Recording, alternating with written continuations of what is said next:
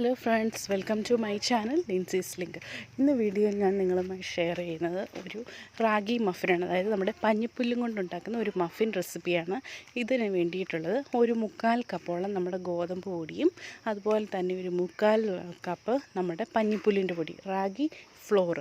അതിൻ്റെ കൂടെ 1 ടീസ്പൂൺ നമ്മുടെ ബേക്കിംഗ് പൗഡറും അതുപോലെ തന്നെ 1/2 ടീസ്പൂൺ ബേക്കിംഗ് സോഡയും 1/2 ടീസ്പൂൺ നമ്മുടെ ഉപ്പും ഇത്രയും കൂടെ നല്ലതുപോലെ ഒന്ന് സീവ് ചെയ്യണം.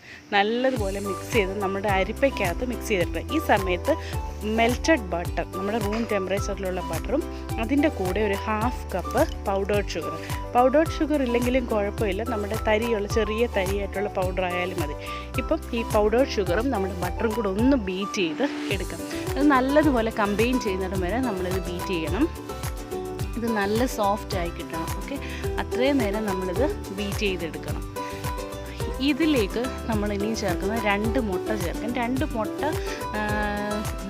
കൂടെ ചേർത്ത്, മുട്ടയും നമ്മളെപ്പോഴും സൂക്ഷിക്കണം, അതും റൂം ടെമ്പറേച്ചറിലുള്ള മുട്ട തന്നെ ആയിരിക്കണം. ഓക്കെ, ഇതും കൂടെ ചേർത്ത് നല്ലതുപോലെ ഒന്ന് ബീറ്റ് ചെയ്യും. ഇതിലേക്ക് നമ്മൾ മുട്ടയുടെ മണമൊക്കെ ഒന്ന് പോകാൻ വേണ്ടി നമ്മൾ ഒരു വാനില എക്സ്ട്രാക്റ്റ് ചേർക്കും. അത് ഏകദേശം 1 ടീസ്പൂൺ വാനില എക്സ്ട്രാക്റ്റും കൂടെ നമ്മുടെ ഈ മുട്ടയുടെ കൂടെ ചേർക്കണം. വാനില എക്സ്ട്രാക്റ്റ് ഇല്ല എങ്കിൽ വാനില എസൻസ് 1 ടീസ്പൂൺ ചേർത്താലും മതിയാകും. ഓക്കെ, ഇത് വളരെ സോഫ്റ്റായിട്ട് നമ്മുടെ പഞ്ഞിപ്പുല്ല് നല്ലതുപോലെ നമ്മുടെ മുട്ട ബീറ്റ് ചെയ്യുമ്പോൾ നല്ലതുപോലെ ബീറ്റ് ചെയ്ത് നല്ലൊരു സോഫ്റ്റാക്കി എടുക്കണം. ഇതിപ്പം വാനില എക്സ്ട്രാക്റ്റ് ചേർത്ത് 1 ടീസ്പൂൺ. ഓക്കെ, നമ്മുടെ ഈ റാഗി കൊണ്ട് പഞ്ഞിപ്പുല്ലും കൊണ്ട് നമ്മളിങ്ങനെ മഫിനൊക്കെ ഉണ്ടാക്കുമ്പോൾ എല്ലാവരും കട്ടിയായി പോകത്തില്ലേ? ഒന്നും കട്ടിയായി പോകത്തില്ല, നല്ല സോഫ്റ്റായിട്ട് നമുക്ക് ഉണ്ടാക്കിയെടുക്കാൻ പറ്റും.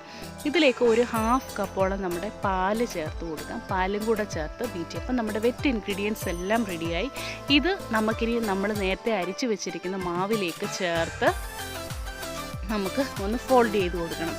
ഇനിയിപ്പോൾ മാവിൻ്റെ നടുക്ക് നമുക്ക് ചെറിയൊരു കുഴി ഉണ്ടാക്കിയിട്ട് അതിലേക്ക് നമ്മൾ ഈ മാവ്, ഈ റെസിപ്പി മറ്റേ നമ്മൾ വെറ്റ് ഇൻഗ്രീഡിയൻസ് ഇട്ട് ഒന്ന് കമ്പൈൻ ചെയ്തെടുക്കണം. അന്നേരം വെറ്റ് ഇൻഗ്രീഡിയൻസ് അതിൻ്റെ നടുക്കോട്ട് ഒഴിക്കുക, എന്നിട്ട് അതൊന്ന് ഫോൾഡ് ചെയ്തെടുക്കുക. കുറേശ്ശെ ഒഴിച്ച് മിക്സ് ചെയ്തെടുക്കാം. അതുപോലെ തന്നെ ഇത് നമ്മളിങ്ങനെ മിക്സ് ചെയ്തെടുക്കുമ്പോൾ ഒരുപാട് നേരം നമ്മുടെ ഈ മാവും ഇത് കൂടിയിട്ട് ബീറ്റ് ചെയ്തുകൊണ്ടിരിക്കരുത്. അങ്ങനെ ചെയ്യുകയാണെങ്കിൽ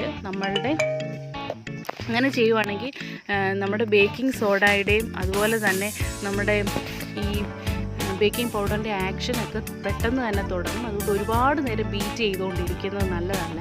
ഇത് ഏകദേശം ഈ ബീറ്റ് ചെയ്യുന്ന പ്രോസസ്സ് ഒരു 10 to 15 സെക്കൻഡ്സിനുള്ളിൽ നമ്മൾ നിർത്തണം. അത്രയും നേരമേ ബീറ്റ് ചെയ്യാൻ പാടുള്ളൂ. ഇത് കണ്ട് ബീറ്റ് ചെയ്ത് ഏകദേശം 1 സ്പീഡ്, ചെറിയ സ്പീഡിലിട്ട് വേണം ഇത് ചെയ്യാൻ. ഇത് ഇതേപോലെ ഒന്ന് നല്ല സോഫ്റ്റാക്കി കമ്പൈൻ ചെയ്തെടുക്കും. ഇത് റെഡിയായി. ഇനി നമ്മൾ മഫിൻ ട്രേ ഒന്ന് ബട്ടർ ചെയ്ത് അതിലേക്ക് നമ്മുടെ ഈ ബാറ്റർ ഒഴിച്ച് കൊടുക്കാം. ഏകദേശം ഒരു കുഴിയിൽ നമ്മൾ 1 ഐസ്ക്രീം സ്കൂപ്പിൻ്റെ ഇതിൽ മാവ് ഒഴിച്ച് കൊടുക്കുക. ഫുൾ നിറയ്ക്കരുത്, ഒരു 1/2 മാത്രമേ നിറയ്ക്കാൻ പാടുള്ളൂ. അതെന്താണെന്ന് വെച്ചാൽ ഇത് നമ്മൾ ബേക്ക് ചെയ്യുമ്പോൾ ഇത് പൊങ്ങി വരും, അതുകൊണ്ട് പകുതി മാത്രം നിറയ്ക്കുക. ഇതിൻ്റെ ടെമ്പറേച്ചർ നമ്മൾ ഓവൻ ഓൾറെഡി പ്രീഹീറ്റ് ചെയ്യണം. 10 മിനിറ്റ്സ് ഒരു 180 ഡിഗ്രി പ്രീഹീറ്റ് ചെയ്യണം. ഇത് ഞാൻ 180 ഡിഗ്രിയിൽ ഒരു 18 to 20 മിനിറ്റ്സ് ബേക്ക് ചെയ്താണ്. നമ്മുടെ മഫിൻ ഇവിടെ റെഡി ആയിട്ടുണ്ട്. വളരെ സോഫ്റ്റും അതുപോലെ നല്ല ഫ്ലഫി ആയിട്ടുള്ള മഫിനാണ്. Thank you for watching. Subscribe for more video.